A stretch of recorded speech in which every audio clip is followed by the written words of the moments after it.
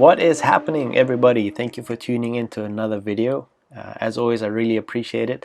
Today I've decided to do a lap guide. I don't know why, and I don't think there'll be many of them, but I just feel really comfortable and confident at the Red Bull Ring, and this sort of sequence has really been good to me. So hopefully I can help you drop some tenths of your time, and yeah, let's jump straight into it. So first things first is definitely need to look at a track map. For me, it's really important to just visualizing what's coming next, and then also just planning out where the focus areas are going to be. And that's definitely going to be turn 1, 3, 7, and 10. And the reason for that is they've got long straights after them. So the quicker you can get onto the power, the more momentum you carry into the next corner. So we'll just spend a little bit of extra time on these corners. Now we know how important it is to get the correct amount of speed going down to turn 1, so the exit of turn 10 is imperative. So our first braking point is going to be this red square over here, just before those two green cat eyes on the left hand side. We also want to make sure we take enough of the curb on the inside, not too much, and then get on the throttle as early as possible, almost as you're going over that curb. Now I like to take a lot wider line going into turn 1, and that'll bring us to our first braking point. That'll be this white painted strip on the left hand side. So you're going to brake and shift down into 4th and keep it in a straight line until you get to the next painted strip, and that's when you're going to start turning in, and that's also when you're going to shift down into 3rd, taking as much curve as possible and then running wide as much as possible, not running over that yellow worm over there on the left. Right, so this brings you up to turn 2, which is kind of just a kink.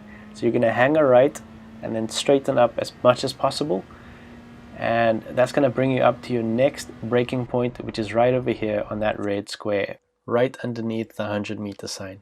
Then you're going to brake in a straight line, gearing down to 3rd, and then as you hit this change in asphalt, you're going to drop down to 2nd and turn right, trail braking, and then being really easy on the throttle to get the most traction possible.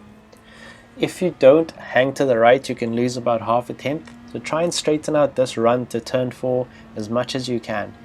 Then you're going to look for the 100-meter board, and then just below it, the red square, that's going to be your braking point. Now it's important that you brake in a straight line, going down from 5th, 4th, 3rd, and then 2nd, and then turning into this corner, clipping the curb, and then shifting back up to 3rd, rolling out, and then accelerating. Going into turn 6, I again like to take a wider line. I look for the 50-meter board, and just before the 50-meter board there's a white line. That's my braking point over there. So I'll downshift into 4th gear, trail brake, and make sure not to drop down into 3rd gear. It's very tempting to do that. Just hold this line on the corner and then accelerate as quickly as you can. That's going to bring you to your next braking point, which is going to be right over here where the tire marks cross. It's just in front of the cone. And then all you're going to do is you're going to stay in 4th, and you're going to sort of quarter brake until you get to the beginning of that curb. And right after that, you're going to get onto the acceleration as soon as possible, and that's the hardest part of the track done. Next turn is turn 9, and again I'm going to take a really wide entrance into this corner. I'm going to look for the men behind the fence, the orange men, and that's going to be my braking point.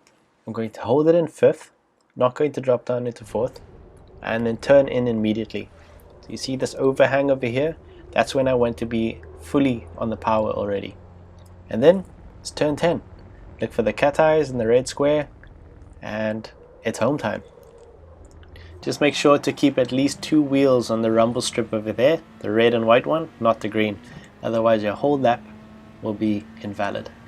And that's my lap guide, guys. I hope you can lose a couple of tenths, and thanks for watching.